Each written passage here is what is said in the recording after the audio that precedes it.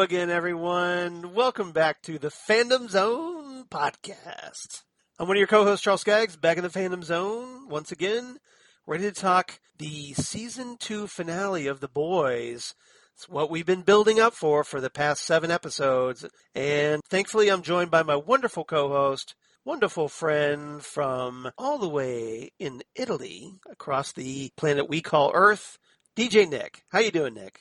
Hey, Charles, I'm doing wonderful. But you know what? As the song says, is it really over? Because I'm really upset that this season has come to a close. Yeah, it's an 8-episode season. It's going to breeze right by. We talked about this when we first started these, 7 episodes ago, back in episode 191, that it was going to be over before we knew it. 2 months, boom, that's it. But it's been a wonderful ride. I've really enjoyed talking with you about this program.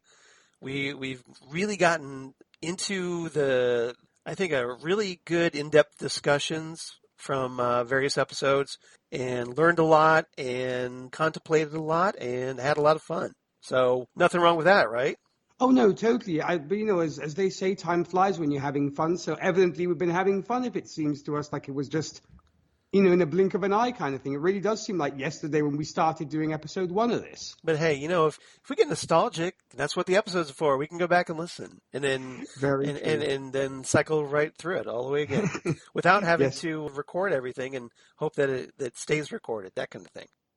Yeah, they're there for posterity. So exactly. So we have to preserve this for humanity, Nick. It's important. This is exactly. The future generations will be affected by these discussions. So these are essential things. Exactly. So episode 198 today, getting ever closer to the big 200. We're going to be talking, of course, What I Know, the season 2 finale, episode 8 of The Boys season 2.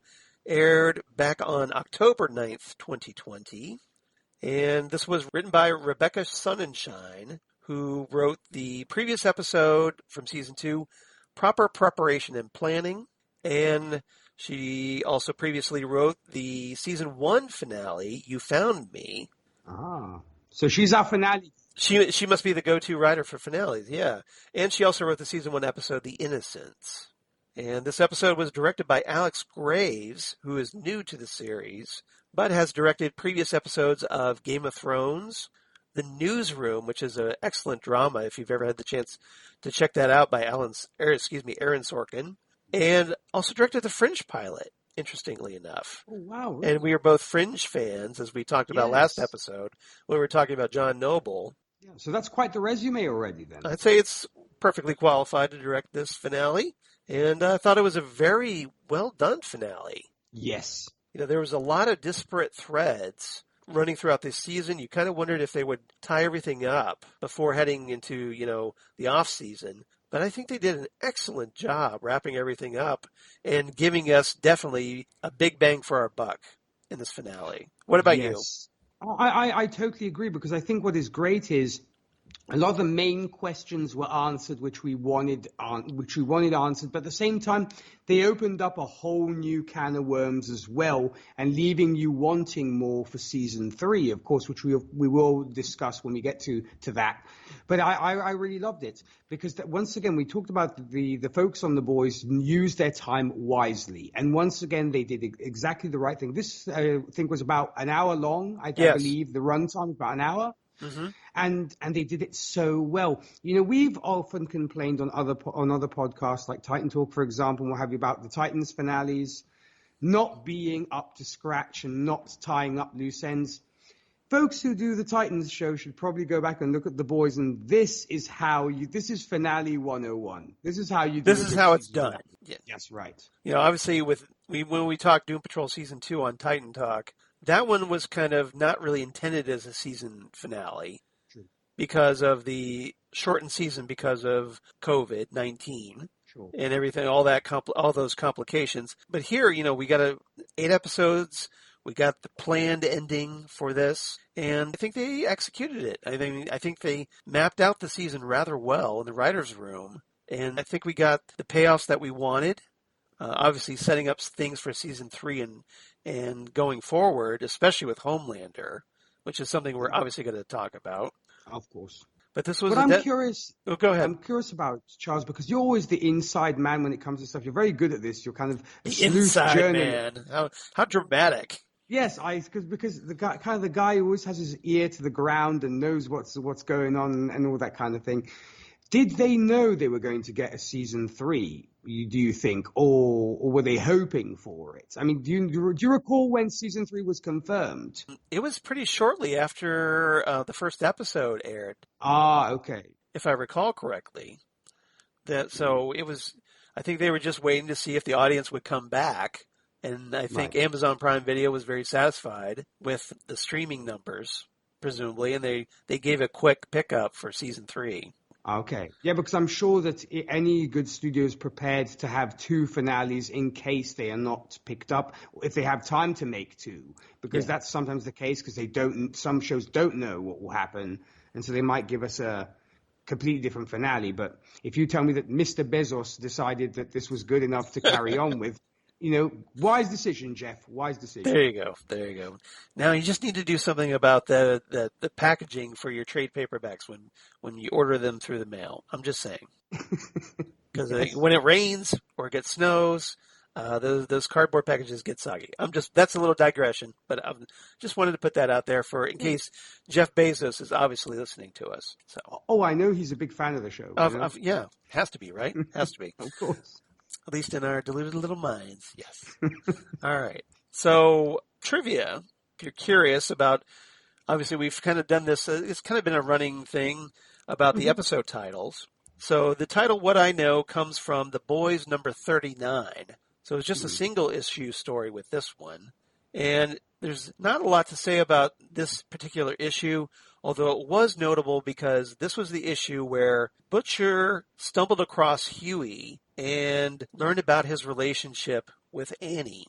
Ah. So this was, obviously something that was handled a lot differently in the TV show because in the comics it was a much more private affair between Huey and Annie. They just happened to get involved with one another, and Huey didn't know Annie was Starlight. Right, yeah. So Butcher sees them like he goes out to get some tea bags or something. And he just is walking down the street and just happens to see them kissing one another. And at first, he's all, whoa, way to go, mate. It's like he recognized Huey and is like, oh, Huey's good on you, son. Then, he sees Annie's face and he's horrified because he realizes that Huey is involved with Starlight from the Seven. Oh, right, yeah. And obviously the complications therein. So it's a pretty interesting revelation. And that's one of the things I did kind of miss from the comics when it was translated to TV was that the secrecy of Annie and Huey's relationship. Obviously it came out a lot, during season 1. Yes. And on the TV show. So it came out very early, much earlier than in the comics. So I think a lot of that intrigue was lost in a lot of ways. It could have worked even on TV, I suppose, but as we often say, I guess the pacing from reading a comics to watching a TV show is completely different. Yeah. And you can space certain storylines out over the course of months when it comes to comics compared to TV. So I suppose they had to maybe compress everything and say, okay, we have to speed this up a little bit. But it still would have made for a great storyline regardless. Yeah. I think we talked about this before that, there was the, possibility that it could have dragged on a little too long, perhaps. So maybe the showrunner, Eric Kripke, probably decided, well, let's just not go down that road. Let's bring everything out in the forefront first, and we'll see how that plays out. It could have dragged a bit because the show is so snappy when it comes to timing. It's very, very quick. So it may have caused just a lull in things. And like you said, folks might have just either gotten bored of it after a while, or because, as I said, you're watching a TV show. It's a great story, but it might just not work visually speaking compared to the printed page. Yeah, I'd say it was a pretty notable creative risk. But I think it paid off. I think it works. Certainly, it did. So no quibbles, really. Just a little, it was something that I had to adjust to personally, having read the comics first. Sure. And obviously, Nick's been reading the comics, as it turns out. How far are you along now? I am currently going on to, I believe it's volume 2, I believe it is. So you got through the first trade paperback. Yes, I'm loving it. Sometimes I have to say the artwork is a little bit jarring sometimes. Mm-hmm. It's not consistent sometimes, and that kind of throws me off a little bit. Yeah. But other than that, the dialogue is fantastic. The story is great. I'm really, really lapping it up. I'm very happy with my purchase. Well, that's good. That's good to hear, because I hate for you to regret your purchase. But now you kind of probably understand why it was, some of the things that the comic had talked about or done that we probably couldn't see on the TV show. Well, I mean, especially if you're going through somebody like Amazon, I don't see Amazon picking it up and doing it like it was in the comics. Yeah. Because already it's pretty risque for Prime Video, for Amazon Prime. Yeah. But I think had they gone even further, I don't even know if Netflix would have had the courage to do it. And Netflix can be pretty out there with their stuff, pretty extreme. Yeah. So I don't know. That's probably why they had to adapt it, because maybe they were like, no, folks won't. There's certain things they would not be able to get away with, I'm sure. Yeah. So in addition to that, that scene, a great scene which we are definitely going to talk about, where Queen Maeve, Starlight, and Kimiko stomp on Stormfront. Their little beat down on Stormfront, which I'm sure made Nick very, very happy.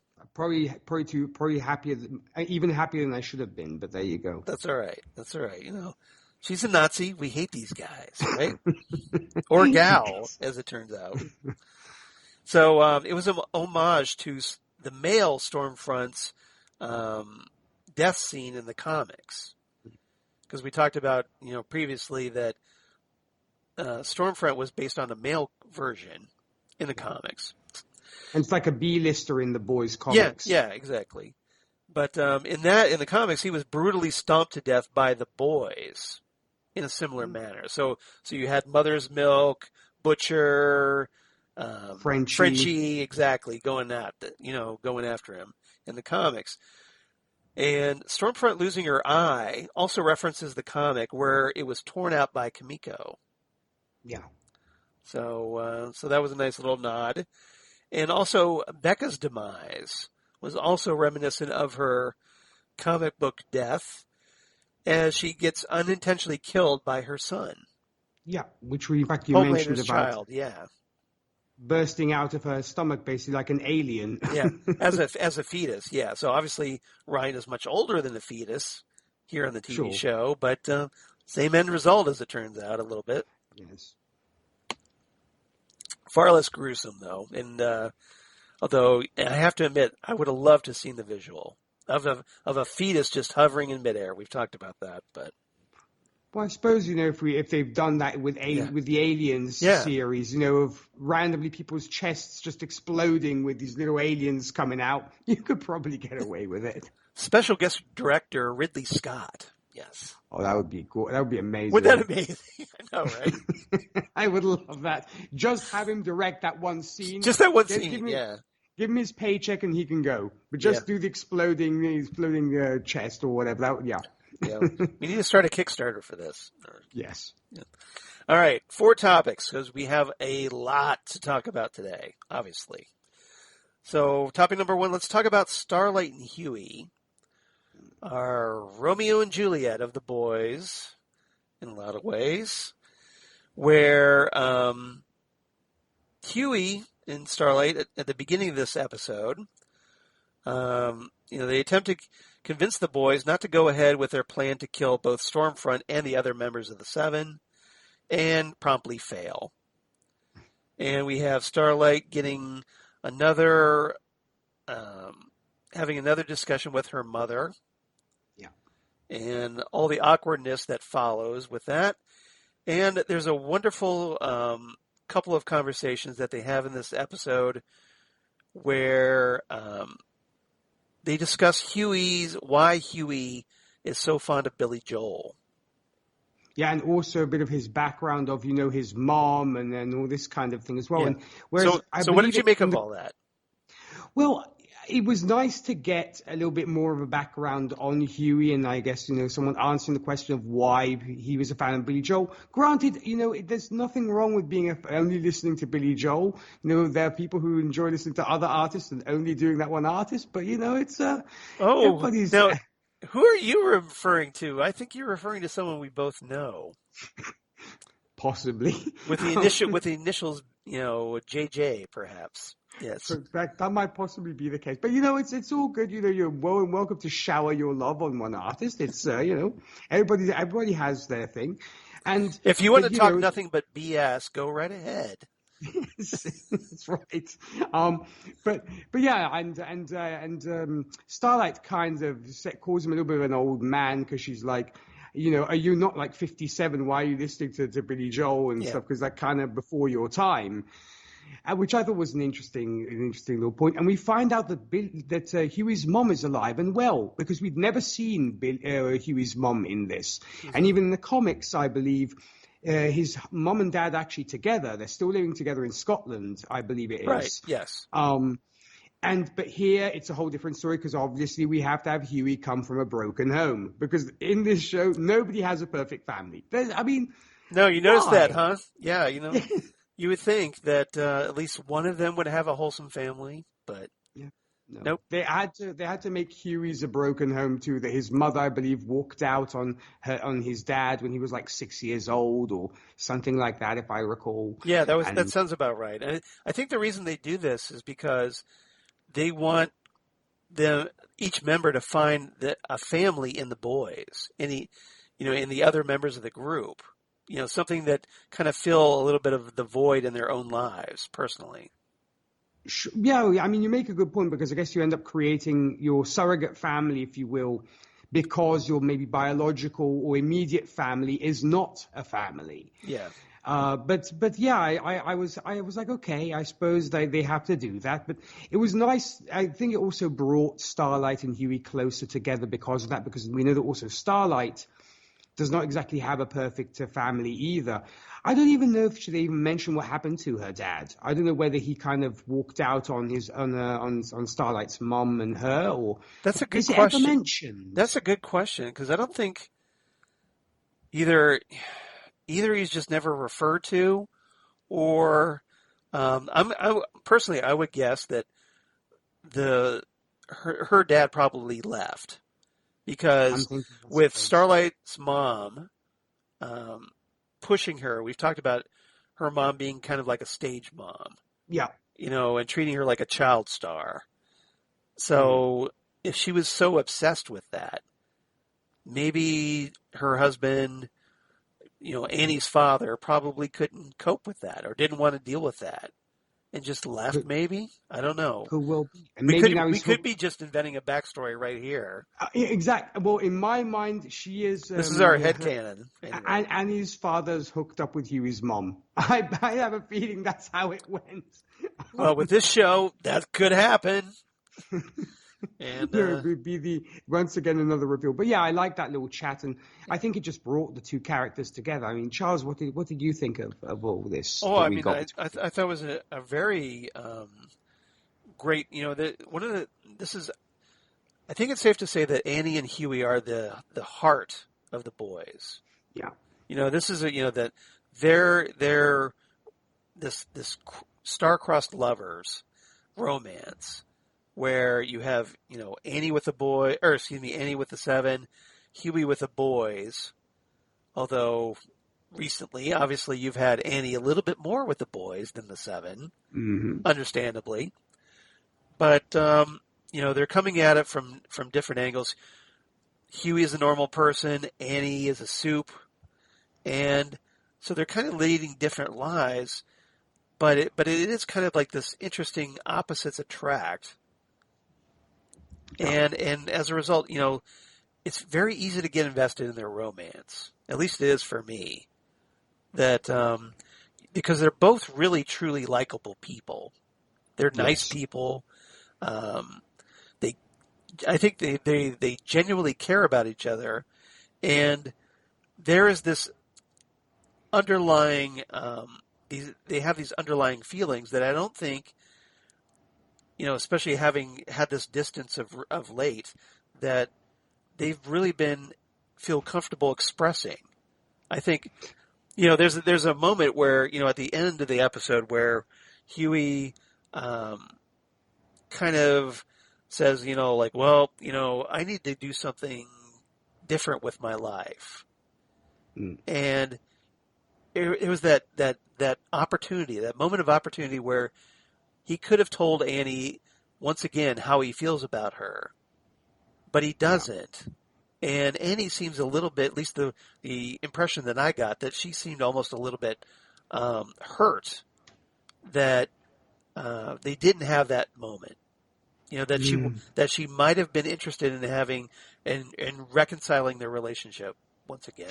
Yeah, there is always that underlying awkwardness almost between the two, that kind of things unsaid, if you will, after the whole everything that went down prior to this.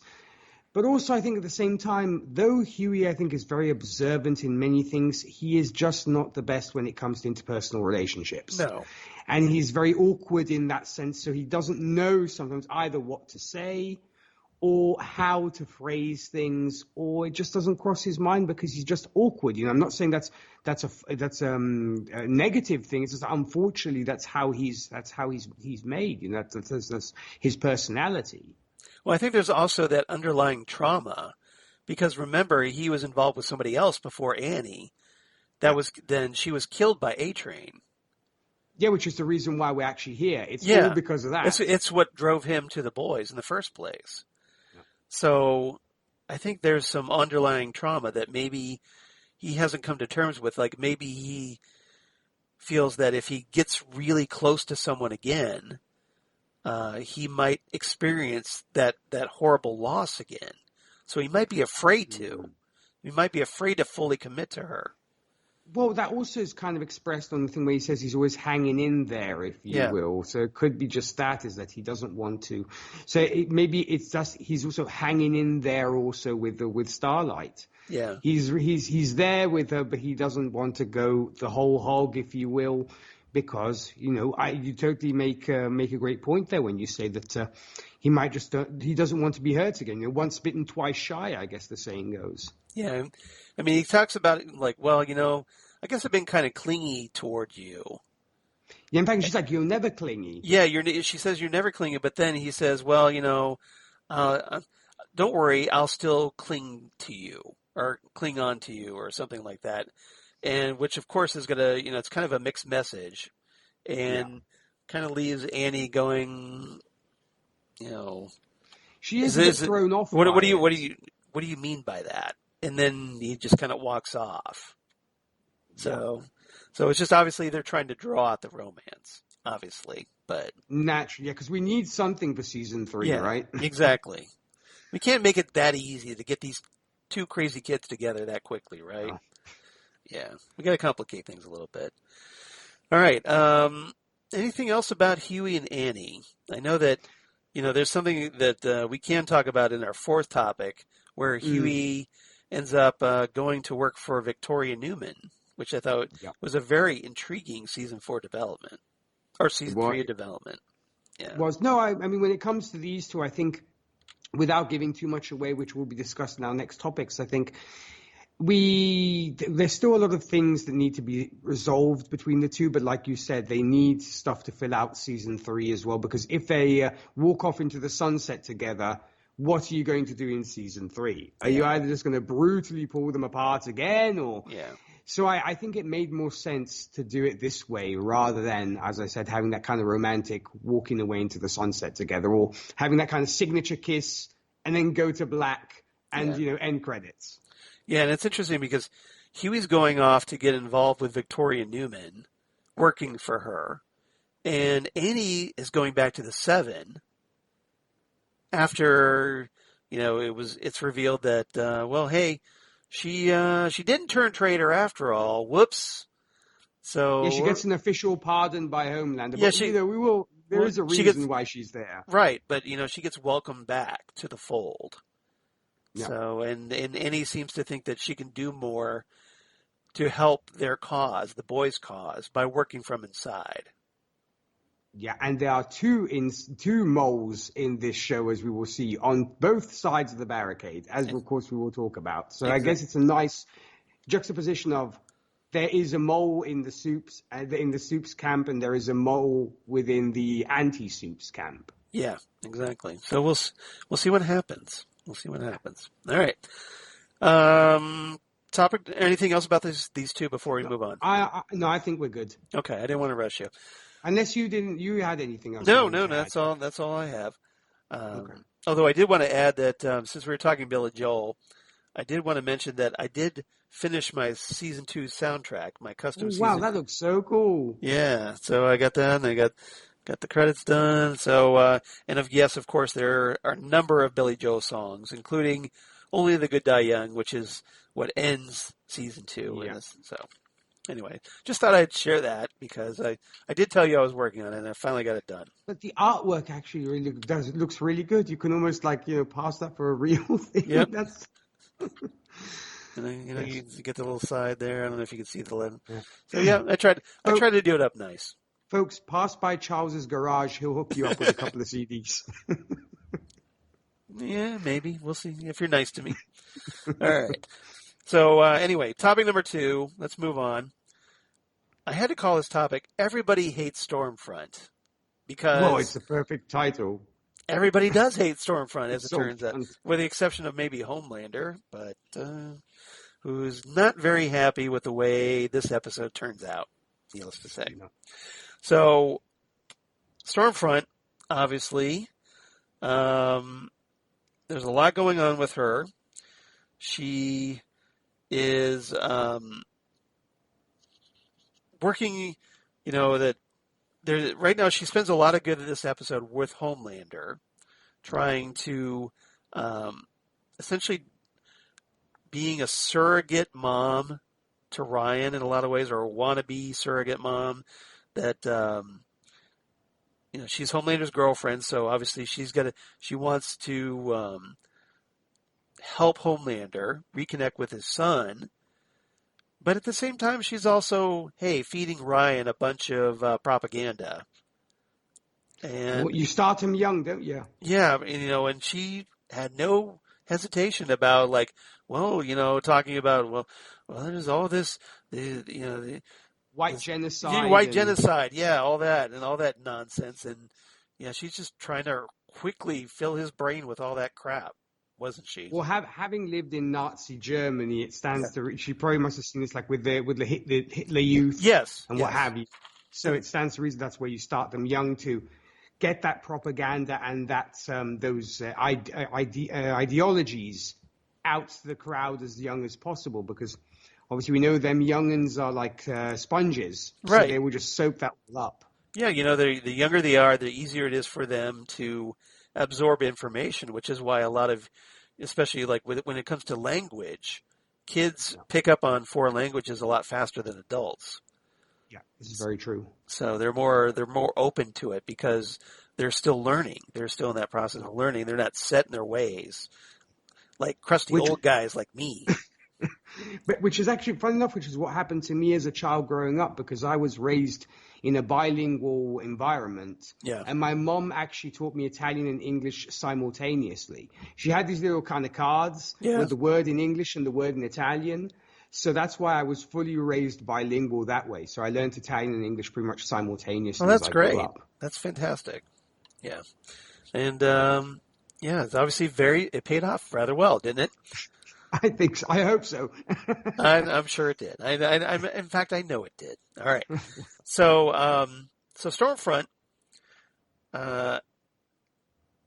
with Homelander, tries to take Ryan out to a crowded restaurant, and we'll talk more about Ryan. But I did want to get your thoughts on her trying to insert herself into the relationship between Homelander and Ryan, and obviously by the same time, she's also trying to encourage him to develop his powers, like Homelander wants. So, do you think that she saw Ryan as more of like, hey, if I raise this kid right, he could become just like us? I think so, but also because, he is the son of what is perceived as being the white race's savior, if you will. And so she's like, we have to raise him right to stand with his father, or if anything should happen to his father, we have another man who believes, toes the party line, who believes everything that I have told him. So she basically wants to mold him into her own image, kind of thing, kind of make him into this hateful soup. Yeah. Do you think it was more of trying to keep Homelander happy, or that she saw potential in Ryan? Well, we've often said, or both. Yeah, because we've often said that Stormfront has her own agenda, right? And as much as I think she adores Homelander, maybe for the wrong reasons, because she sees him as like the epitome of the white Superman, I think she really just wants to really carry on what she was raised on. The whole concept of the perpetuation of this Superman. And so she wants to turn him into another Superman. So I don't know if it is to make Homelander happy. I think it's for, in her mind, the greater good. Yeah. For the world of tomorrow and saving the white race. Because she sees him as being the start of this new generation of, white supermen. Yeah, exactly. Which is very unsettling, obviously. Yes. Now, obviously, the boys end up staging a rescue op to get Ryan back from Homelander. They confront him at his cabin, and in the process of trying to get away with Ryan, Stormfront shows up and lands right in front of their car. And, she ends up sending the car flying. So that knowing, that Ryan would probably be okay. And not really caring about Becca in the process. I was actually amazed that both Becca and Mother's Milk made it out alive of that one. Yeah. Because wasn't Mother's Milk... Yes. Sorry, you just kind of glitched up there for a little bit. Yeah. Go ahead. No, I was saying, but wasn't Mother's Milk in the car with them? Yeah, he was. Becca and Ryan? Yeah, I think he was.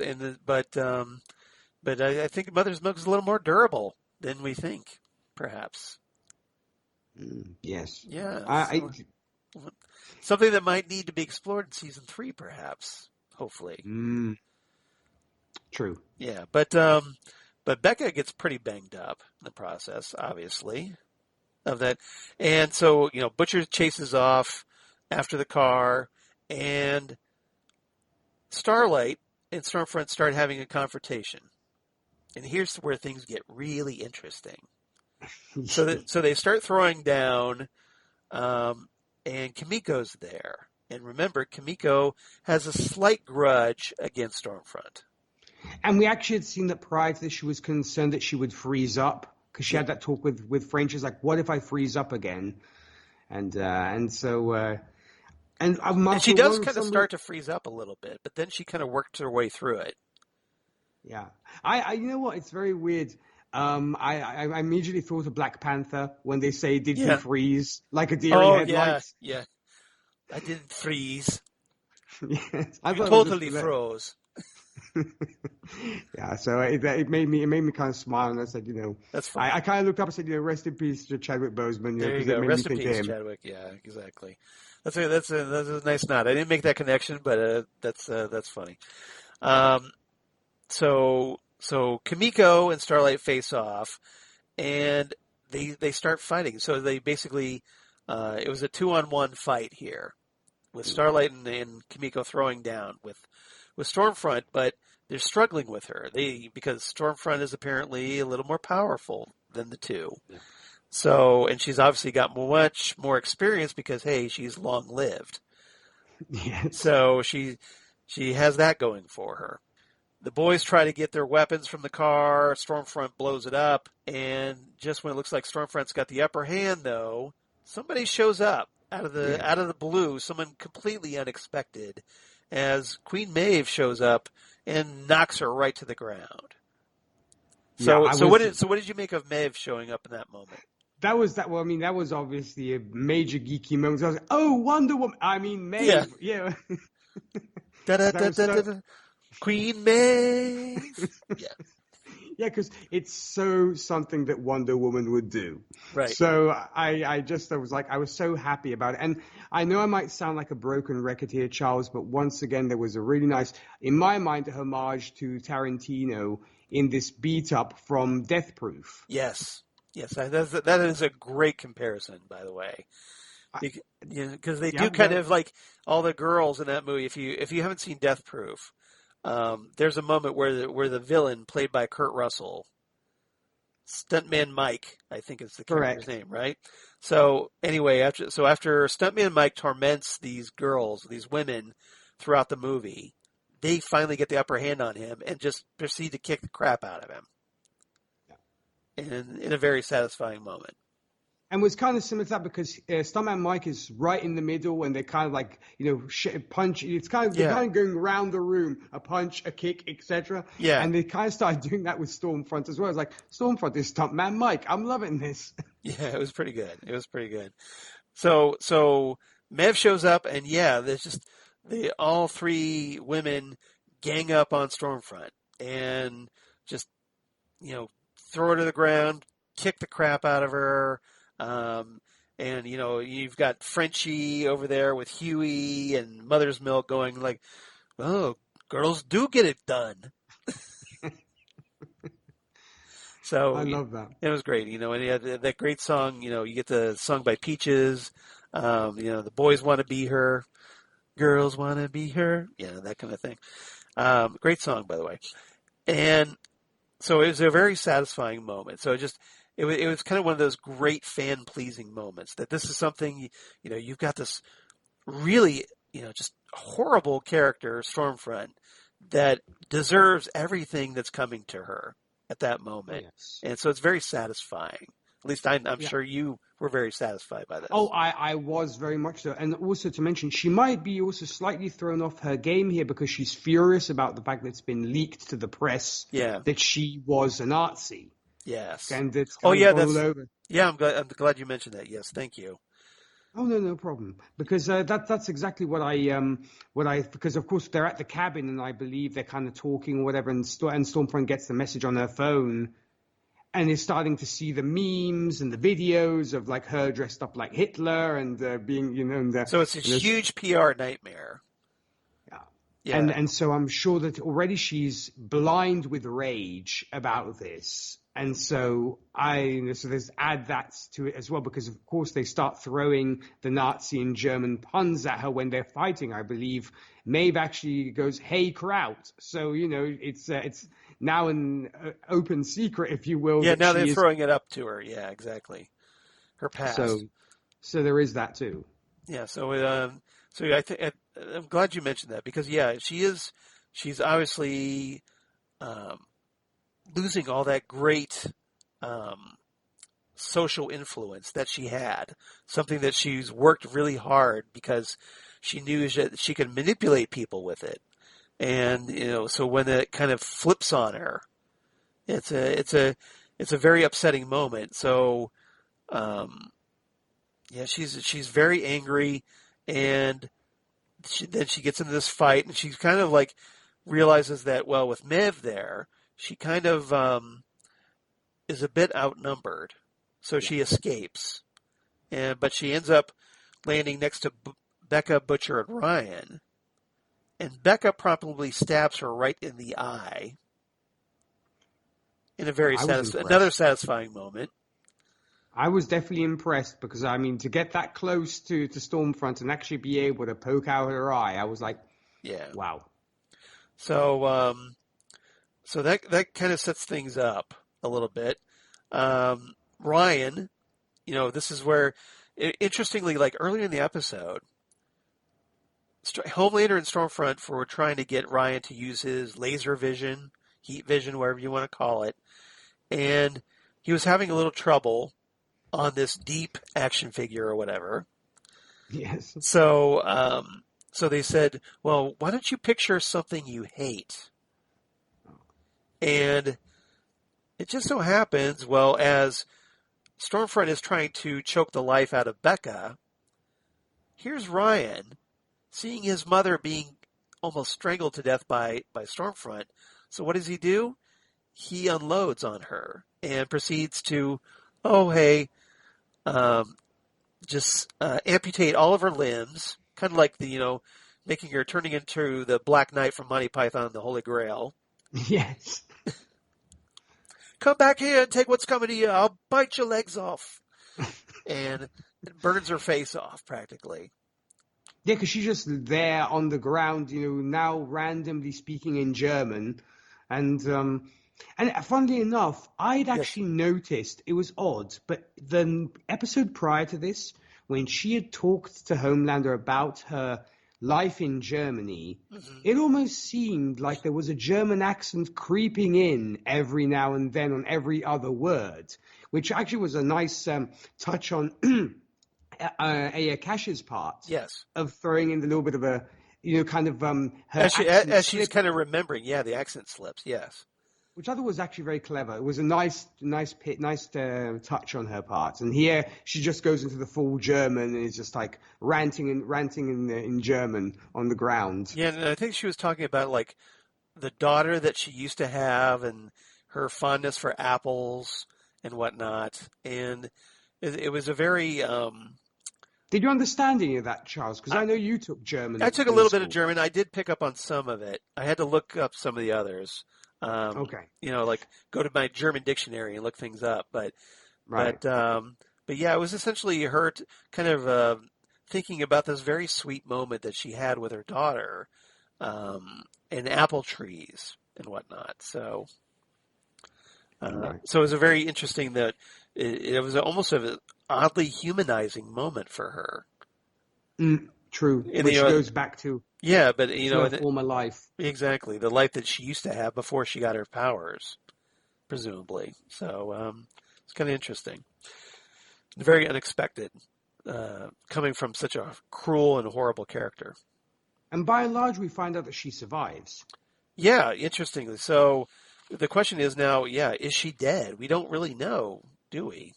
Because it was mentioned that she was taken to a secure location. Oh, was it mentioned? I must have missed that part. Stan Edgar, during the press conference where Homelander is openly pardoning Starlight, and they're obviously now using the whole thing that Stormfront was actually, the enemy, and what have you. And they actually mention that she's been taken to a secure location, which will then bring me to another point, which we get later on in this episode, because that's probably how perverted my mind is. But, having seen so many things in The Boys. Yes. The scene where Homelander is masturbating. Yeah, we'll talk about that. We can talk about that now if you want. Yeah, the only thing I want to say is because we never saw it. We heard the noises. Yeah, it was implied. Here's where my perverted mind went to. Yes. That he was actually getting oral sex from Stormfront. No, I don't think that was the case at all. No. Of course it wasn't. But that was my perverted mind. Oh, I see. You hearing the noise that before the camera kind of pulled back, and and we saw the silhouette. Yes. Because my thought was, this is The Boys. Yeah. I've got a filthy mind. And I thought to myself, since she's still alive, and if Homelander still loves her, or has a thing for her, because she's the one who kind of, builds up his ego. Yeah. I thought it would have, I thought I was like, oh no, don't tell me that he's kind of got the sort of disfigured almost body of Stormfront, and he's getting oral sex from her. And I was like, oh, okay, good. He's just masturbating. Okay. Oh, is that all? Yeah, no big deal. Yeah, and probably killing people with his ejaculation, unfortunately. Probably. because, anyway, there's a story out there called Man of Steel, Woman of Kleenex by Harlan Ellison. Go check it out. Okay. Go check it out. Trust me on this. So, it's on the interwebs. Go look it up. But anyway, I just wanted to throw that yes. pervy version out for you, Charles. Yeah. Just to know who your podcast No, is. I appreciate that. I appreciate the heads up on that one. So, but my question is now, the question is she really dead? Or, I mean, is she really alive? Or is it possible that Vought was just saying she was still alive and taken to a facility? Maybe Stan Edgar. I mean, because it could be both ways. Because we know that Stan we don't Edgar know. might just be saying it to kind of pacify the people, saying like the suspect has been apprehended. God bless America, kind of thing, And I don't know. It could just be that kind of patriotic rhetoric to get people happy. It's like she was a Nazi, we caught the Nazi, Right. Long live us, kind of thing. So go us. Could be. Yeah, she's in custody, so everybody can rest assured. It could be. I mean, it would be kind of interesting to revisit that, maybe seeing Homelander going to her in this kind of like disfigured state, asking her still for advice. Right. That could be something. Well, she probably, maybe they'll clone another one, or... Yeah, because she can't regenerate her limbs, can no, she? not as far as we know, so unless they give her like robot arms and legs. Exactly, unless she ends up in turn her prosthetics. To a cyborg of some kind. Yeah. But, that could be the case. Yeah, because she's not like Kamiko who can regenerate. So. Yeah, they could do that, or maybe they could transplant her brain into another body. We don't know. That's why it makes me wonder. And you know what? Speaking about regeneration, when it is a comic book TV show, so anything could happen. Yeah, exactly. Yeah.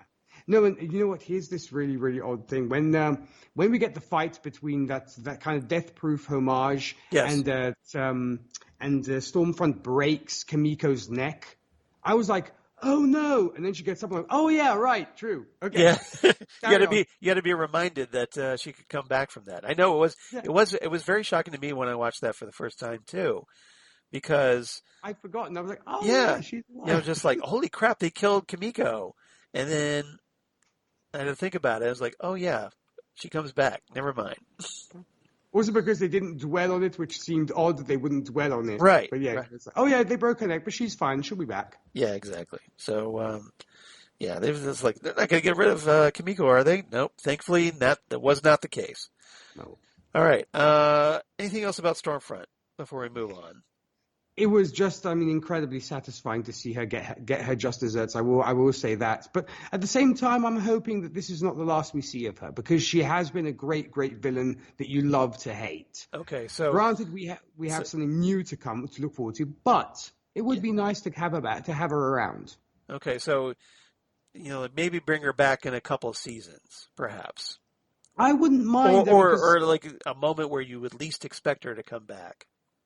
It would be nice to kind of have that reveal of, oh, Stormfront was behind this the whole time, and she's alive and well and kind of like interesting, still scheming away. Yeah, they're digressing from the comics, so that's certainly possible.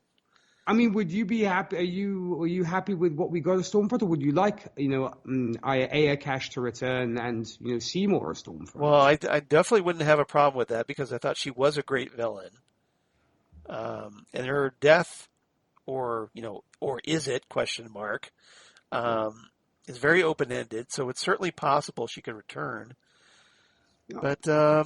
But I think that we need, at the very least, we need a break from her. I don't think she needs to be brought back right away. No, they can leave her there to kind of heal, if you will. Recover. If she can heal. Yeah, exactly. You mentioned the fact of Black Noir. We don't know if he's dead either. He might come back too, because we didn't get him in this episode. I'm pretty sure he's not dead. I don't think so either. I think there's more, because there's a big revelation coming up with him. They need to do. All right. I'm sure he'll. Yeah. Yeah. So we'll see what happens, but it's very interesting. Mm-hmm. All right. As this kind of segues a little bit, because we have talked about some of these characters already. Let's move into topic 3, where we're going to talk a little bit more about Butcher, Becca, Ryan, and Homelander. And talked about how Ryan saves his mom from Stormfront But unfortunately, in the process, Ryan kills her. Yeah. Because he's young and doesn't know how to control his powers. And it's a very tragic moment. Obviously, Butcher's there and is horrified by this because Becca is the love of his life, and he's immediately very, very angry with Ryan. In fact, when he reaches for that crowbar, yes, do you think he's actually preparing to do something he might then regret? I think so. But I think he was prepared to do that. But by the same token, he also did make the dying Becca a promise to take care of Ryan, to protect him, and to make sure he grows up a good person. So were you worried that Butcher was going to kill Ryan? Well, I mean, because he had made that promise after all, but I think it's not only is this scene so well shot, but Karl Urban does such a great job of, I think, giving us the idea, at least he gave it to me, of being in two minds about it. Of, I have to care for a child that has literally killed the love of my life. And I think you can see in just the expression that, like you said, one, he's just furious, and he's torn between fury and shock. Yeah. And and also the fact of I think there's very little almost holding him back from literally picking up the crowbar and wailing on Ryan with the crowbar. So I wonder whether if Homelander hadn't shown up, because he does interrupt that. You do kind of wonder what would have happened if Homelander hadn't shown up, right? Because, I mean, you could, or he may have stopped in time. I mean, I could have almost have seen him raise the crowbar and then stop. Yeah. But it could have gone that far, I think. But yes, thankfully, Homelander, for once, does something good, as in he breaks up this moment of Billy Butcher deciding to kill Ryan or not. So I like that. He made that decision for him. Yeah, nothing against Karl Urban. As far as we know, he hasn't beaten anybody to death with a crowbar. No.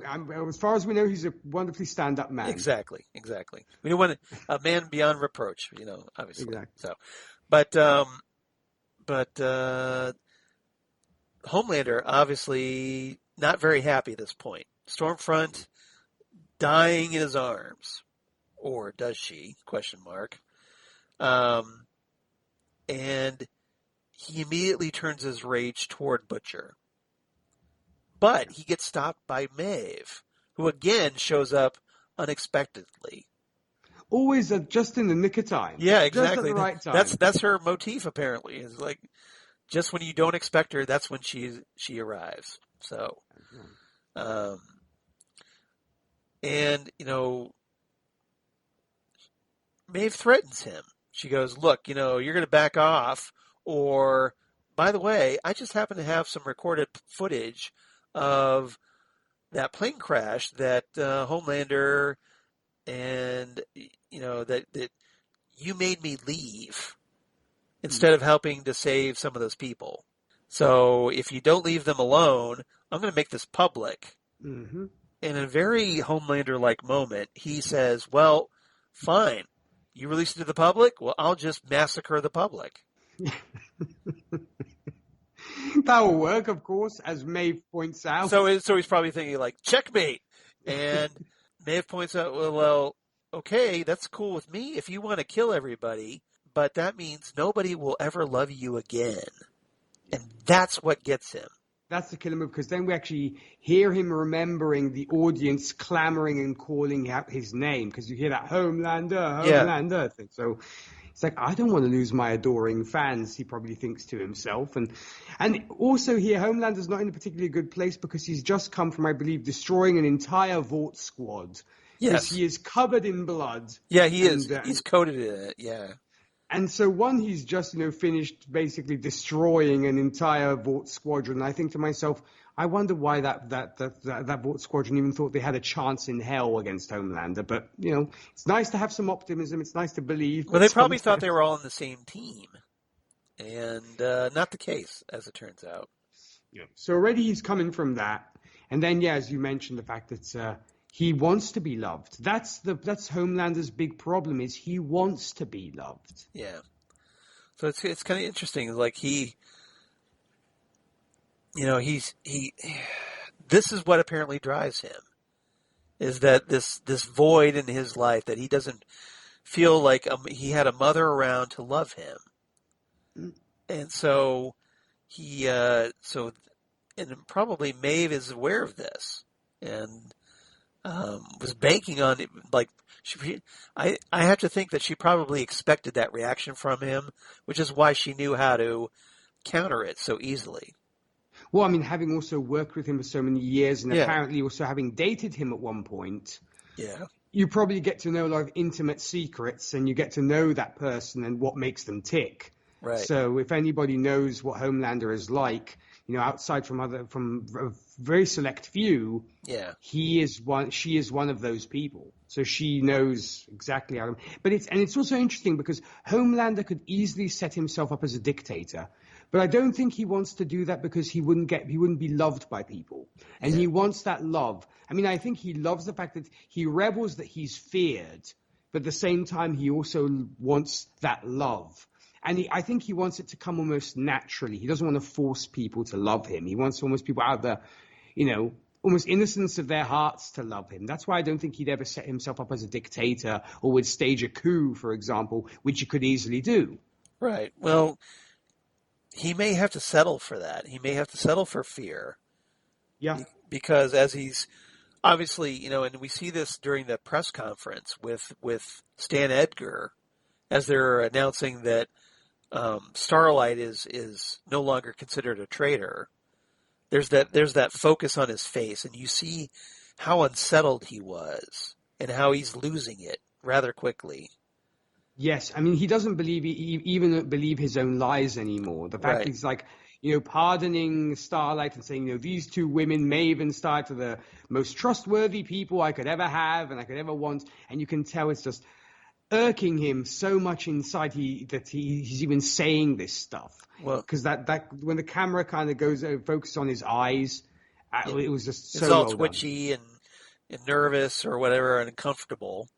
Yeah. And I have to think that, well, and this is partly why I think that Stormfront is actually dead, is that it would make sense that Homelander feels like, well, Stormfront's gone and Ryan has been taken away from me. So any chance at happiness that I had is now gone.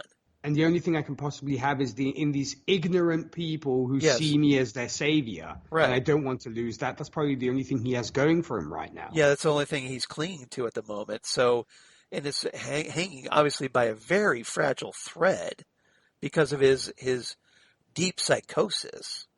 Mm. That, probably he has a lot of insecurities without even confronting them. And it's all just making him a complete neurotic mess at this point. Yeah, and once again, such a great performance by the actor as well. Yeah, Antony Starr is just fantastic. And so consequently, that's why he ends up on top of the Chrysler building. And, talking about, well, I can do whatever the F I want while he's masturbating. He's telling the world, as he's effing the world, essentially. That's the metaphor here. And, it is. That he's dominating the world. Like, I can do whatever I want. And no one can stop me. In a very sort of almost parody of a typical superhero shot atop a building. Yeah. With light. Like with Batman. Like if Batman was on a Gotham City skyscraper with gargoyles or whatever, and looking out at the looking city. over the city. Yeah, exactly. The way it was lit was very DC Comics-ish, I think. Right. Yeah, it's almost like the end of the Tim Burton Batman movie. Mm-hmm. Where it should be this like great moment where the hero is looking over the city that he protects. Mm-hmm. Yeah. But, or in Batman the Animated Series. Or Batman the Animated. Ended with the flash of lightning and him at the top of the building, which I absolutely love the animated TV series. Yeah, the credits in that. Yeah, it's fantastic. Yeah, it's a classic. Definitely. And a beloved classic from back in the 90s. Love it so much. But so the question is obviously, where does Homelander go from here? Mm-hmm. Yes, it's And like, obviously we'll find out season 3, but... of course.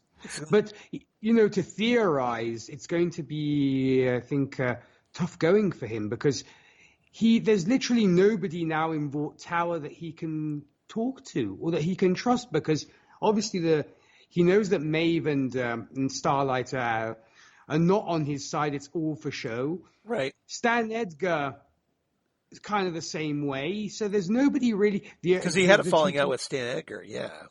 There's nobody really he can talk to. So he's either going to have to find another surrogate lover or female figure that can feed him that love or breast milk, hopefully not. Yeah. But or shapeshifter, hey. Yes. So he's either going to have to find that or, like you were pointing out, he might just have to settle for becoming a figure that inspires fear. Yeah, and I think that's probably where he's going to go. Because if anything the news is teaching us these days, we have a very powerful figure who feels threatened, is increasingly isolated, and consequently becoming very dangerous in that isolation and ego-fueled dementia, almost. Well, you know what they say. It's kind of an animal is at its most dangerous when it's cornered. Right. Yeah, and obviously I think Homelander is a perfect example of that. Yeah. So we'll see what happens in season 3 when he becomes even more unhinged. Yes. Stay tuned, folks. Stay tuned. And it's only the boys can save us now. Boys! No. and as they do a little Flash Gordon nod there. Yeah, I like that. Thank you. And I did like the fact that it was almost that they had that moment in the boys' bunker where they say, "So we're the supervillains now." I was like, "So it's true." At the end of the day, this is so opposite of we're kind of cheering for the villains for once, and not the superheroes. Yeah, because unfortunately, the heroes are anything but in this world. Yeah. If again, this is kind of another DC Comics reference where I've talked about that. It's almost like Earth 3, where you had the crime syndicate of America, the evil version of the Justice League. That's right. And where all the villains are good guys. So like even the Joker is a good guy, Lex Luthor is a good guy. Right. Yeah. So everything is upended, kind of like the mirror universe on Star Trek, if you're a Star Trek buff. Mm-hmm. So, all right. Anything else about Homelander? I just was so impressed with, having, looking back from season 1 to where we've come. It's just such a journey that this character has been on, and how my opinion of him has somewhat changed throughout. Because in season 1, I thought he was literally the fascist kind of ideal character. But then as we went on, we see he's very much an overgrown man-child, like you aptly put, Charles. So it's just, the character's so well written, it's so well performed, and I just really am looking forward to seeing where we go from here. I mean, what are your thoughts on Homelander? Well, I think Antony Starr has created with the writers, obviously, one of the best TV villains on screen right now. Yeah, He's obviously a villain you love to hate, and he's a very compelling, complex villain. There's a lot going on there, a lot you could psychologically unpack. If you were an analyst, you could just have, between all the Oedipal complex and just all the egomania and the paranoia, you would just have a field day analyzing him if you were a psychiatrist, perhaps. Oh, yes. I mean, I do know there is actually a podcast out there which does that. They basically psychoanalyze characters. These are like 3 psychologists who take on various characters. Okay, that's cool. And they talk about them. So it's an interesting idea. If they do you remember the name of the podcast? It's Popcorn Psychology. Oh, okay. Well, there you go. So after you finish listening to us, of course, you can always check that out. All right. Yeah, because they are also on the Southgate Media Group. So a shout out to our Southgate Media. Oh, I was not aware of that. Yeah, they are. Boy, there's all these dark recesses of the Southgate Media Group I'm not aware of. Interesting. But folks, you can find everything and anything on the Southgate Media Group. There you go. And then also my stuff. Right.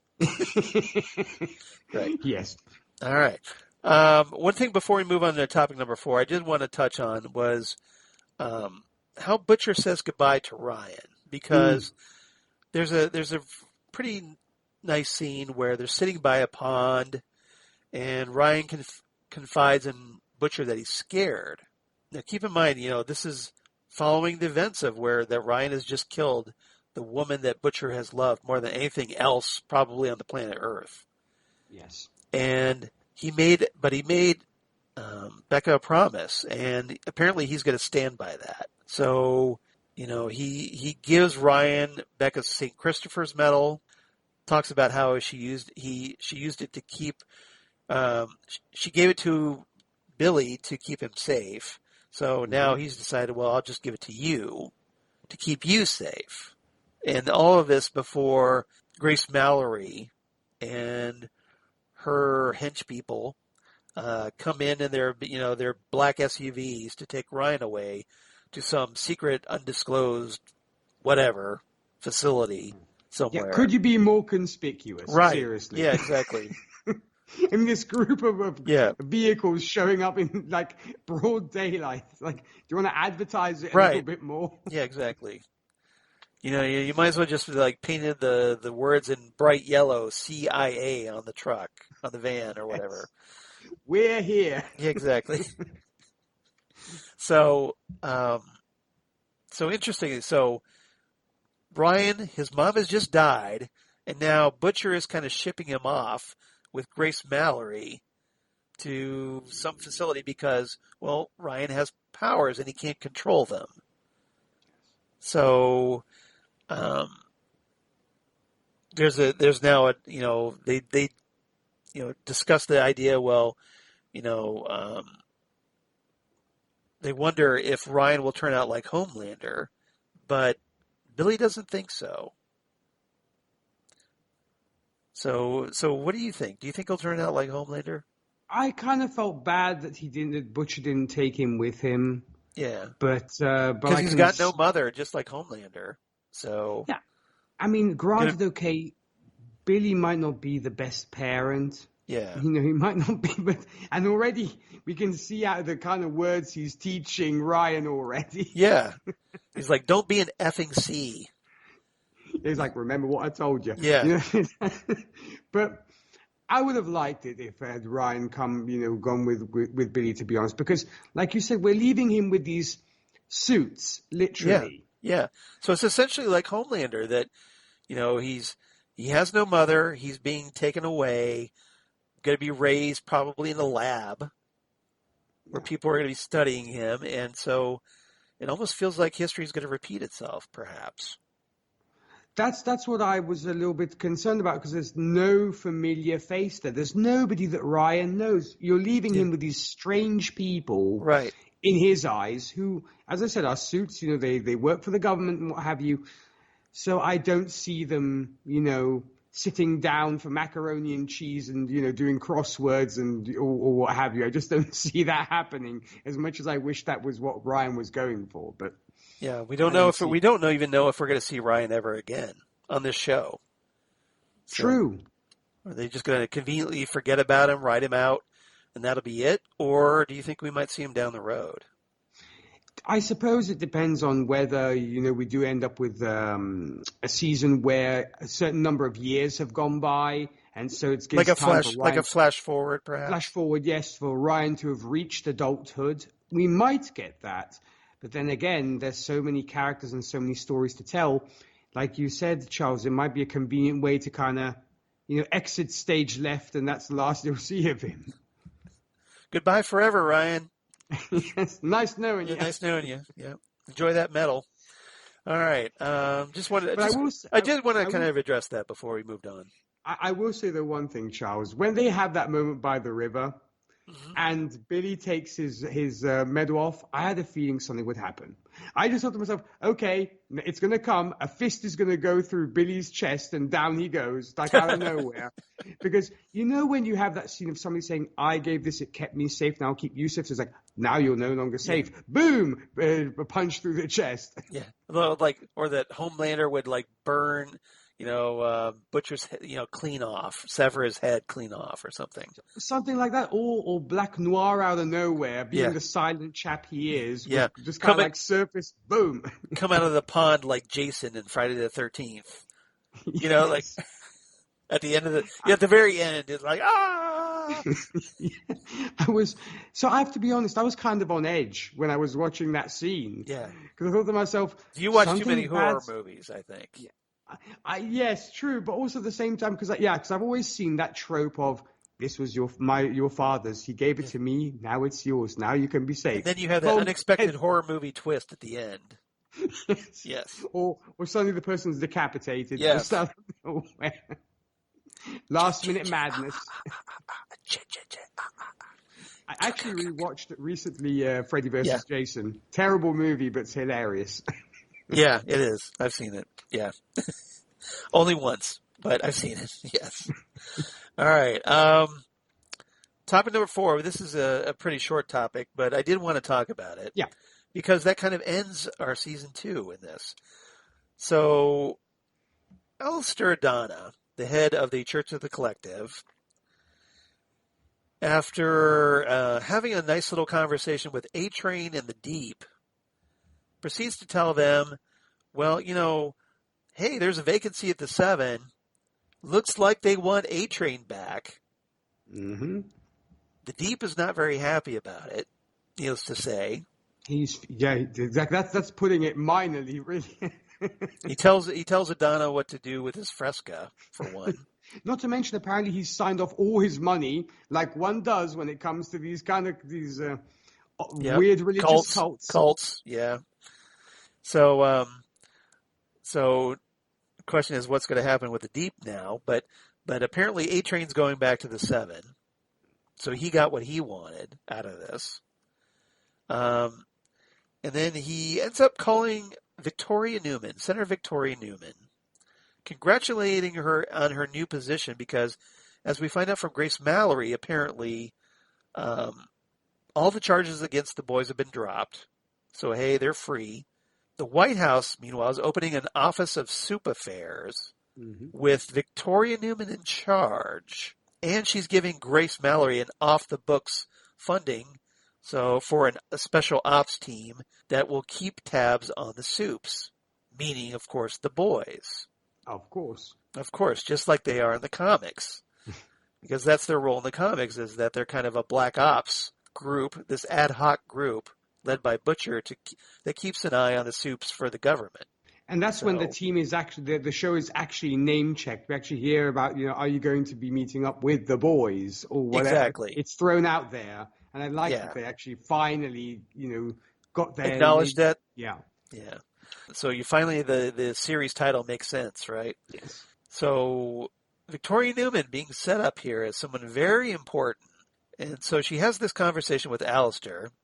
Once Alistair hangs up, though, his head explodes rather unexpectedly. Yes. Did you see that coming at all? You know what? I kind of expected the head to explode because once again, I had not gotten it's all fine and dandy, but wait, there's more. Because I'd expected Billy to die, as I said, with a punch through the chest. And so I was like, somebody's going to die. It can't just end happily. Something's going to happen. And so I kind of figured that something would happen. I mean, I was still shocked, but I kind of expected it, if you will. So if you recall, the last episode where we had that whole Senate hearing where everybody's heads kept exploding spontaneously. And also, in season 1, or was it also season 2 previous to that where there was somebody else at the government? It was season 2, episode 1. Okay. This season where we were that there was I think a woman from the CIA or something that was going to meet with Butcher or whatever, and her head exploded. Yeah. So I can't remember the character's name, but interestingly, we see Victoria Neuman watching through the window, and her eyes are glowing.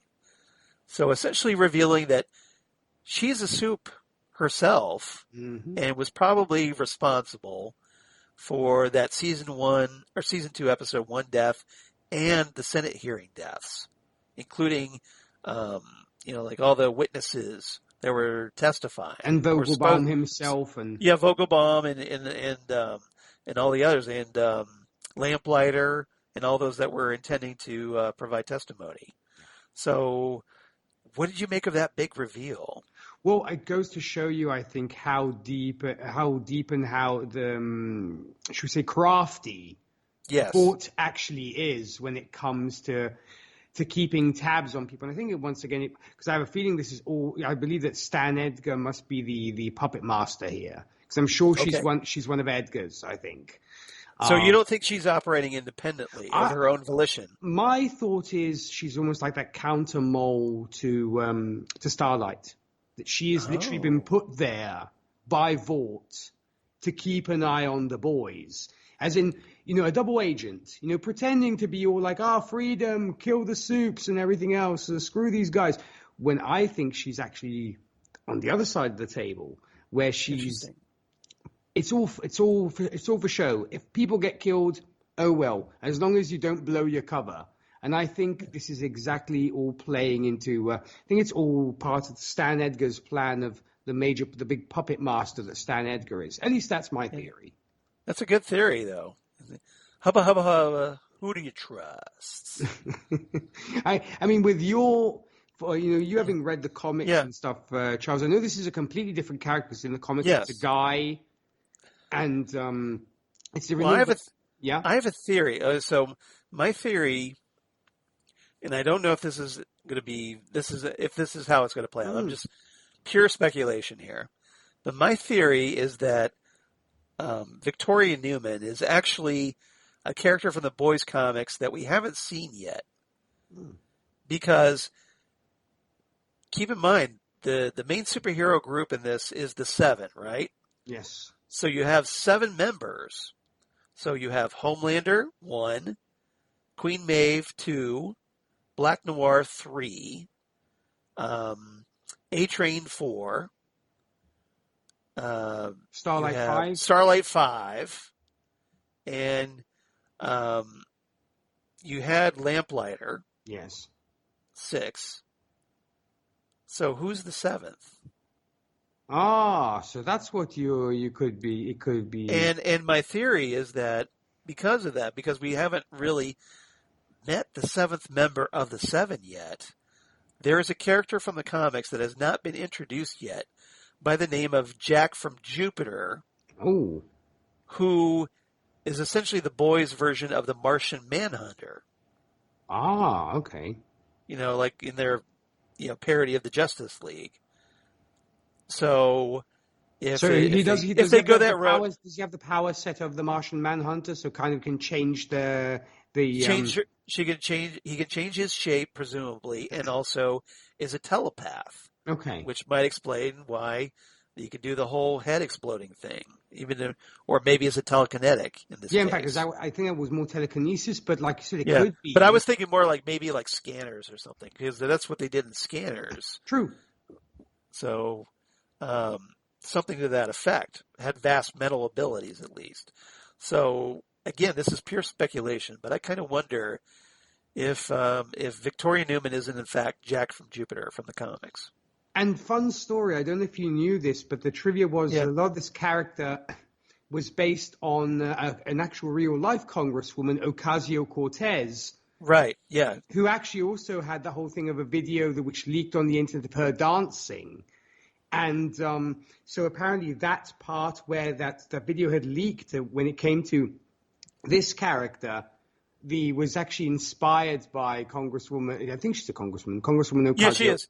Ocasio-Cortez. Yeah. Yeah, she's a representative, very heavily liberal member of Congress, and so it would make sense that setting her up as kind of like the more liberal member of Congress, a very liberal member of Congress, but actually turning out to be a very major threat. Yeah. Interestingly. So that was the inspiration apparently. But, if you think about it, we haven't met that 7th member of the 7.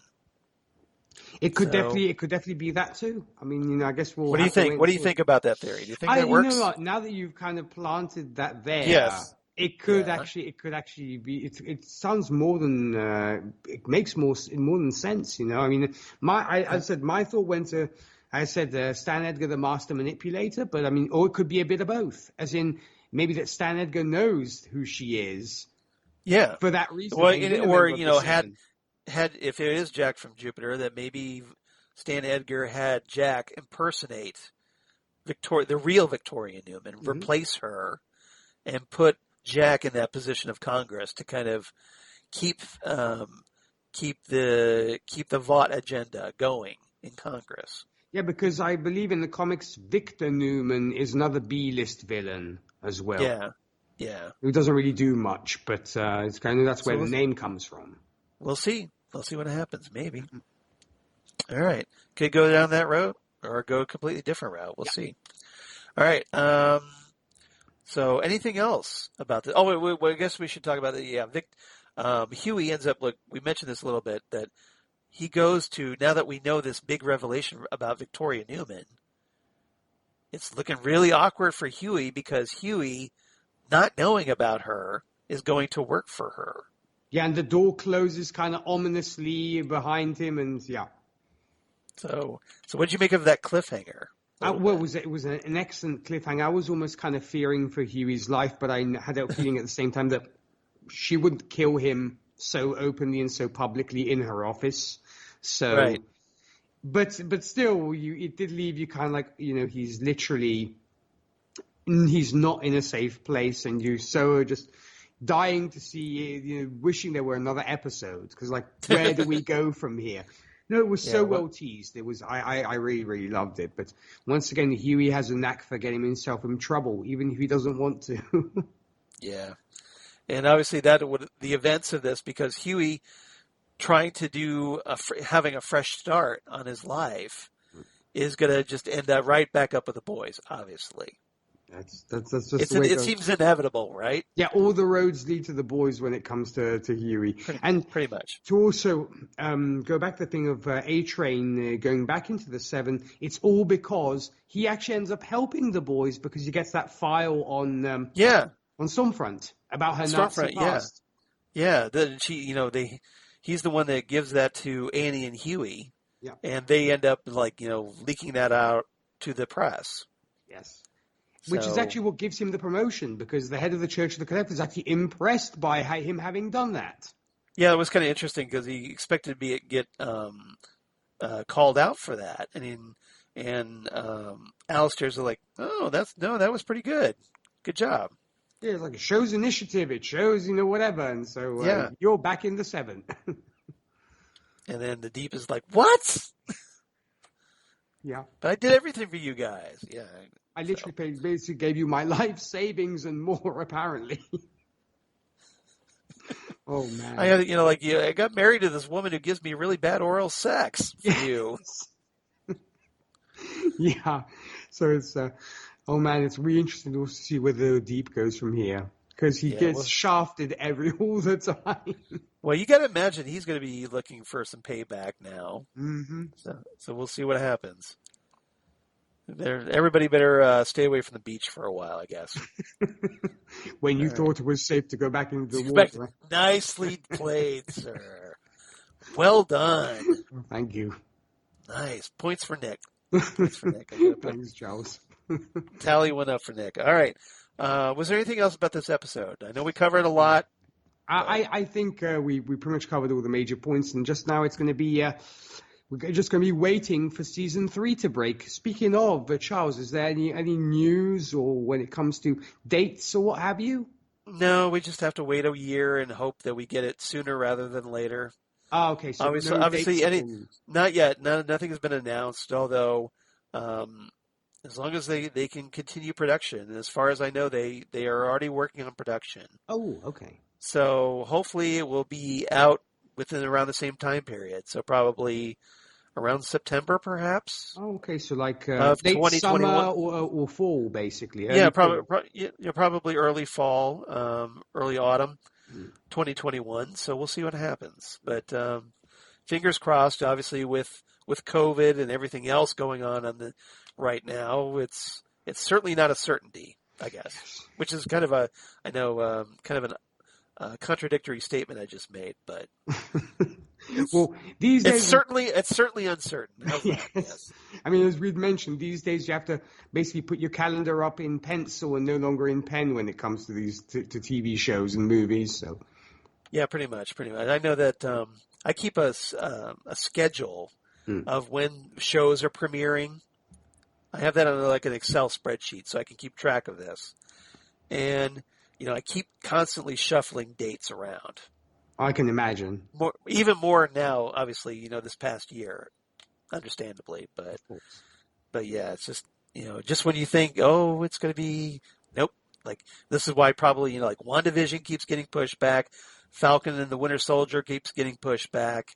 Black Widow, and it's so frustrating. It is. So frustrating. All right. Favorite quotes. We talked about this. So what's your favorite quotes? I did have a few. One of them was Maeve when she says, "It doesn't matter what we do. Nothing ever changes. Nothing changes or gets better. And I'm tired of it." And I can't but agree with Maeve on that one. Also, Butcher with Stan Edgar when he says, "So it's just business then, is it?" And Edgar's like, "When in history, Mr. Butcher, has it ever been about anything else?" That's a great line. I love that line. Which is great. And the last one that I really, really liked is, I believe it was it's Stormfront, I think it is. Let me see, because I actually had it right here. Where did I put it? Sorry, Charles, I actually had it there. Sorry. Oh, damn it. I've got a couple of quotes I can read in the meantime. Go ahead. While you're looking. Yeah. So while Nick's looking for that, Stan Edgar talking to Billy Butcher, where Stan says, "Homelander's a friend. Why would I betray him?" And Butcher replies, "Because you're a ruthless bastard." And Stan replies, "That's hurtful." and Mr. Esposito is just so good in the way he puts it forward. Yeah, Giancarlo is amazing. He's a great actor. Annie January saying, "If Billy Butcher can do the right thing, then there's got to be some kind of higher power." Oh, yeah, that was a great one too. That was a great one. And let's see. Starlight saying, "Oh gosh, moms, the gift that keeps on giving forever." All sarcastic. I love that. Love it. And then, of course, the deep, F Fresca. That I think is kind of like the outstanding one. Yeah. That's the kind of slogan that makes it on its way onto a T-shirt. So agreed. Yes, I mean, I'm sure people like on Etsy and what have you have already probably thought about doing that for sure. The one I had, which was actually I think very timely for what we're going through now, is Stormfront saying, "People love what I have to say. They believe in it. They just don't like the word Nazi. That's all." That's all. It's just all a marketing thing. That's all. That's why which I think sadly is very sort of true for today. Yeah, unfortunately, as it turns out, as apparently the way our U.S. presidential election turned out, where just under half the country voted for Nazi-like behavior. Just saying. Yeah. No, not awkward at all for those of us still living here. Well, also, right. The political climate of the sovereign states, and these kind of sovereignist kind of leaning right wing leaning governments in general. Authoritarian governments, yeah. Yeah, I mean we get that tons, unfortunately, in Europe too. So Charles, don't feel too bad. No, I know it's unfortunately becoming increasingly prevalent over in Europe right now. I see a lot of stories coming out of Europe that makes me very sad and uncomfortable. It is saddening. It is. Yeah. All right. Rating for this one. What's your rating? I'm going to give this 9 out of 10 because I really, really dug this one. 9 out of 10 beaten up Stormfronts. Excellent. Yeah. I love this episode. I thought it was fantastic. I thought it was a great wrap up to the season. I give it 10 out of 10 stabbed eye sockets. Perfect. Okay, so it's a perfect 10 for Charles then. Cool. Yeah, I thought that was great. I mean, you had the great 3-on-1 um, woman fight, girl fight between the Kimiko and Maeve and Starlight versus Stormfront. That was great. You had the big moments with Homelander and Becca's death, Butcher, having to process this. So a lot going on in this episode, and I really enjoyed it. But very well Really orchestrated. thought it was a very solid, very, very solid, um, season 2 finale. I think it's safe to say, because if you think about it, our score is 9.5. Yeah, in fact, So I was going to actually say, Charles, throughout this review that we've done of the season, yeah, I believe neither on my end or yours have we even gone below an 8, which tells you how good this season is.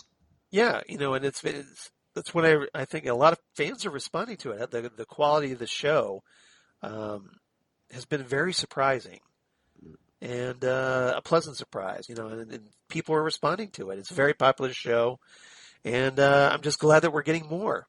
And I'm glad it's doing well for Amazon Prime Video, and we'll get a season 3 very hopefully shortly. And often, the second season is usually one of the hardest ones when it comes to any TV show because the sophomore effort, yeah. Yeah, because you maybe have done your best work in the first season because you have everything. You start with a fresh board and you can just put out everything. So it's a great, I think, great. It shows how good these guys are at doing what they do because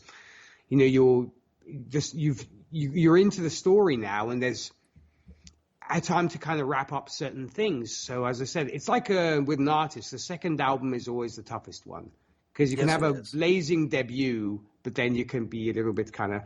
It's tough. It's much tougher to follow that up with an equally dazzling second album. Correct. Yeah. And so that's where the pressure is. That's where a lot of bands fail is on that sophomore album. True. Yeah. Yep. All right. Phantom Zone news really quickly because I know we're running long. Just want to mention that Hawkeye, the upcoming Disney Plus series that a lot of us are looking forward to, especially if you're fans of the Matt Fraction, David Asia Hawkeye series. They've cast the Swordsman, Clown, Echo, and others. So they basically rounded out their supporting cast for Hawkeye. I hope that means the Daredevil cameo if we have Echo. Here's hoping, right? Yeah. That would definitely, Echo could very easily set up Daredevil, especially now that Disney now has the rights to create a Daredevil TV show. Because obviously I know her from the Daredevil comics. Naturally. Yeah, right. And as do a lot of people. I know I do. According to Variety, so apparently Florence Pugh is going to be reprising her role of Yelena Belova in Hawkeye, from a character we have yet to meet in the Black Widow movie that has yet to come out. But if, obviously if you're a comics fan, Yelena Belova. And so who knows? She might be taking Scarlett Johansson's place in the MCU at large as the new Black Widow. I think that's increasingly likely because in the comics, Hawkeye was involved romantically with Black Widow at one point, which is something that the Marvel Cinematic Universe hasn't done. And so we might be going that route with this Black Widow. Yeah, or they could reveal that they had a previously unrevealed relationship. True. Because there's one issue in the comic book series by Matt Fraction and David Asia where all of Clint Barton's former lovers kind of help save him at one point. So we might get that episode. Yeah, so we might see that at one point. Well, also in the original Avengers run, Hawkeye and Natasha Romanoff had actually been an item for quite some time as well. Yes, exactly. Yeah.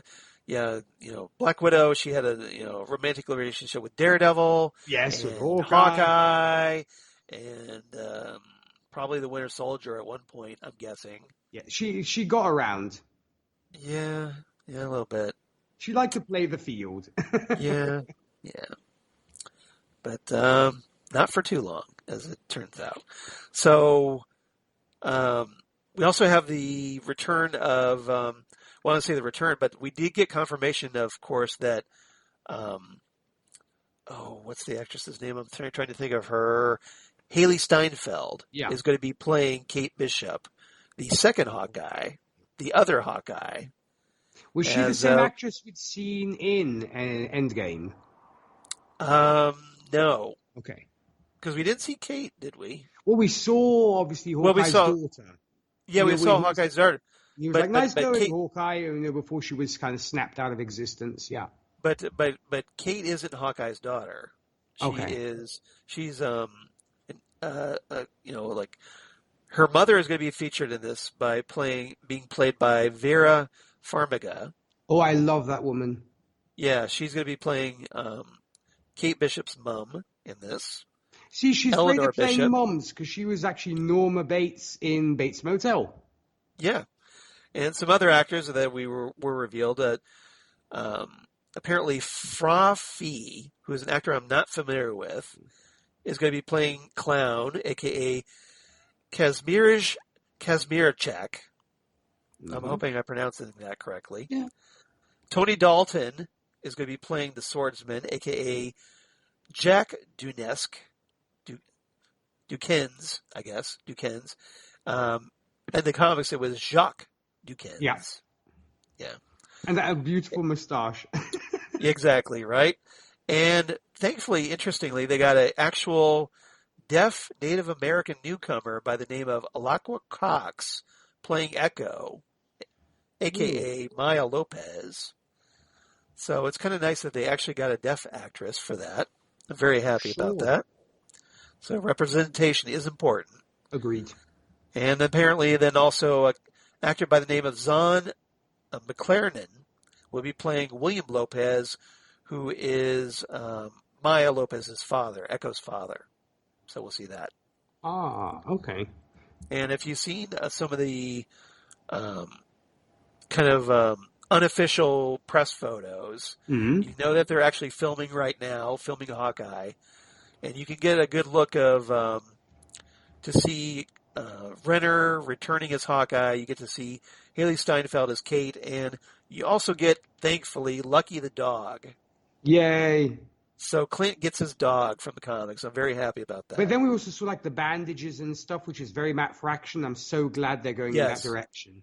Yeah, it seems very apparently that series is going to be the main influence for this TV show, and I'm very, very happy about that. You and me both, Charles. I think that's absolutely the way. Series is fantastic. That's absolutely the way to go with a Hawkeye TV series. Sure. So I'm very looking forward to it. Phantom Zone fan mail. We did get one last email from Dave Proctor writing in about the boys. Hey, Dave. Thanks for writing always in. Great. Always great to hear from you. Hey, fellas. Hope y'all are well. This was a great season of television and a great 2 months of podcasts. Well, thank you very much, Thank you, Dave. The futile plans for school incidents involving supers reminds me of the drill kids had in the 50s in case of atomic attack. True, yeah. You know that little PSA they have at the beginning of the episode? We didn't talk about it, but also school shootings, but at least in a school shooting, the foe is human, so there's always hope. So that's good. Yeah, I have to be honest, it didn't really resonate with me, Charles, because not living in America, we don't have people going to schools and shoot up people. Sorry. Yeah. It must be nice. I wish we had that here. Italy has other problems, but we don't have metal detectors in high schools. Well, once upon a time, we didn't have metal detectors in high schools, and don't know what happened, apart from the National Rifle Association. Yes. Looking at you guys. Compound V, to continue from Dave. Distribution to the general public. This is a horrific idea, will likely lead to many people with uncontrollable problems and issues. A lot of greedy, ruthless people will now be single-person armies. Just think of street gangs with no limits. Yes. One bright point, Starlight and her mom bonding again. Starlight and Huey approach Maeve to testify to avoid all-out war in the streets. Maeve is not in a good place emotionally, to say the least. Yes. Especially if Nick rereads that quote from her, because a bit pessimistic there. Oh, yes. The Church of the Collective makes their case to reinstate the Deep. Vought is fully aware of who and what Stormfront is and seems perfectly fine with it. Vought snatched Ryan. Butcher to the rescue. Butcher makes a deal with the devil, Stan Edgar. Ryan has super hearing and cannot deal with a crowd. Very similar to the Man of Steel depiction of an adolescent Clark Kent. Very true. Though I would have also chalked it up to him having always been cooped up in a house and never having to deal with people. So it was just overwhelming for that reason. That was my theory, but Dave's is more than fair as well. I think it works on both levels, personally. Yeah.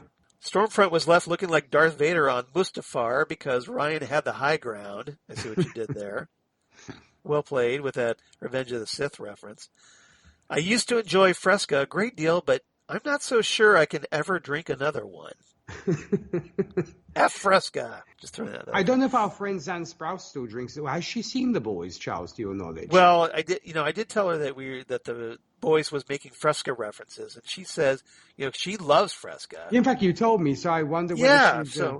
I hope she's still listening to this, although be kind of curious to get her reaction, yes. Especially to someone saying F Fresca.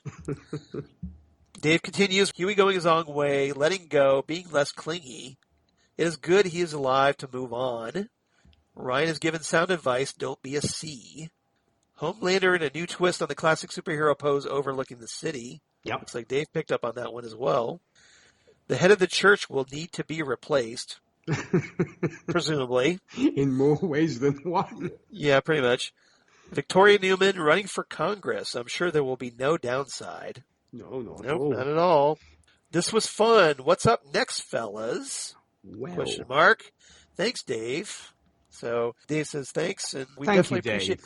Dave, you've been spectacular writing in all season. We greatly gone through these past Dave episodes. Yeah, we'd love hearing from you. And if you want to be like Dave and you want to write in about your thoughts about The Boys Season 2 or anything else that we have coming up, which we'll talk about here in a minute, you can reach us at phantomzonecast@gmail.com. That's phantomzonecast@gmail.com. Or on Twitter at phantomzonecast on Twitter. Facebook, of course, the Phantom Zone Podcast, or Instagram at Phantom Zone Podcast. And Nick, where can they find all of your fine work and all the wonderful things that you do and bring joy to all of us here all over the world? Well, that's quite a setup, Charles. Well, first off, if any of our listeners are there country music fans, I do host a Whiskey and Cigarettes show where we play traditional country, today's country, anything else in between. If you want to check that out, you can visit our website. That's whiskeyandcigarettesshow.com. Podcast-wise, I do also host Happiness and Darkness, a superhero movie podcast where we discuss superhero movie films from Marvel, DC, Dark Horse, Image, and more. If you want to join me on there and discuss your favorite superhero movie, you can hit me up on happinessanddarknesshow@gmail.com. Also... Oh, Charles, you're fantastic. And also, our latest project, Gold Standard, the Oscars podcast, where we're discussing all the movies that won the Oscar for Best Picture from 1927's Wings to present day.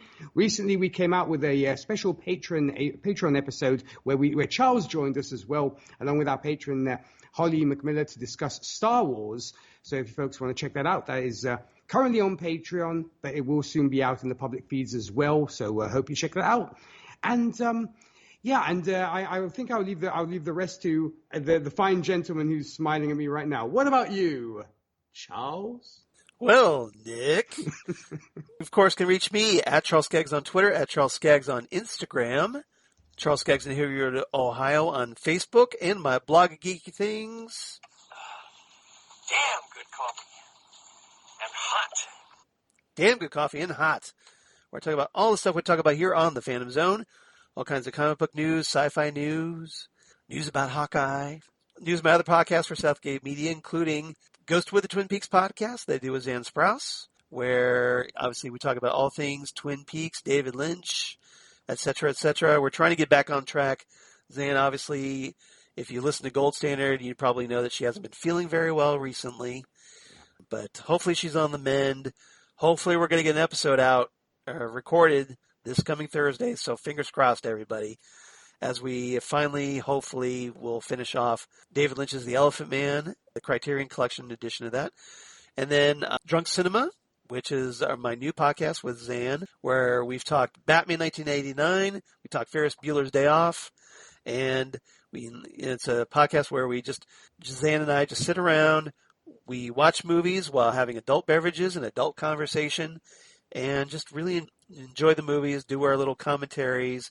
And it's been a lot of fun and gotten a lot of good feedback from people who have listened to it. Hope everybody checks that out. It's a brand new podcast. So if you enjoy that, please share the links. Please spread the word around, and then come on back for our third episode, which will be coming up, which we'll be talking Die Hard, the ultimate Christmas movie. And I know that our friend and my co-host, Rachel Friend, is really looking forward to that episode, Charles. It's going to be a lot of fun. And needless to say, the yippee-ki-yay mother effer lines will be flowing freely because, hey, we're unexpurgated. But also, Titan Talk, the Titans podcast, to do with DJ Nick, who we talked not too long ago, Doom Patrol Season 2, but unfortunately Doom Patrol and Titans are currently on hiatus. Yeah. So, hopefully we'll probably get Jesse Jackson back on that as we talk Titans Season 3. And then speaking of Jesse, we'll also, Next Stop Everywhere, the Doctor Who podcast, where Jesse Jackson and assorted special guest companions like the wonderful DJ Nick, who joins us every so often. We talk all things Doctor Who, Torchwood, the Sarah Jane Adventures, and more, and have a ball doing that. So I hope everybody checks all those podcasts out because, hey, you don't have enough time in the day after listening to Nick's podcast. So you got to check out mine as well. So yes, hope everybody does. And also David Proctor, as we recently mentioned, was on Next Stop Everywhere and did a wonderful job. He did. He did a wonderful job as we talked the Doctor's daughter, and which was fabulous, and I love hearing from Dave. And you were on there, and we had a great time with you talking Aliens of London, World War III. Indeed, great time. That was great. So, and we need to have you back on pronto quick because you're always welcome on our podcast. I look forward to it. All right. So everybody, thank you so much for listening to our 8 episodes of The Boys. What's next, as Dave asks? Well, hey, episode 199. Mm-hmm. Kind of did a little negotiation over the interwebs, and we've decided we are going to be talking at episode 199. We're going to discuss the 1990 Flash pilot, which Nick and I are very excited about because we're both big Flash fans. It's our in to discuss some 90s Flash, Charles. We finally get our window to do that. Hey, you wanted to talk 90s Flash. I found a way to make it happen. Yeah, exactly. Are you happy? Yeah, well, that's why I say, see, you put your request out to the universe, and the universe gives back. So Nick and I finally get to talk some Flash, and we're obviously both very, very excited about it. So, and it's not going to be just us because, hey, returning at long last, Jesse Jackson is coming back to the Phantom Zone, you guys. So Jesse's going to be joining Nick and myself, and so we're going to have all 3 of us talking on the Phantom Zone once again. So I'm really looking forward to this, and hopefully Jesse will be. I know he's not going to probably be as enthused about the Flash as Nick and I are, but hopefully he will enjoy himself. And there's a lot of great stuff to talk about as we discuss John Wesley Shipp's debut as the Flash, Barry Allen, Amanda Pays, and Alex Desert, and many, many more. And that great Danny Elfman soundtrack, Charles. That great Danny Elfman theme.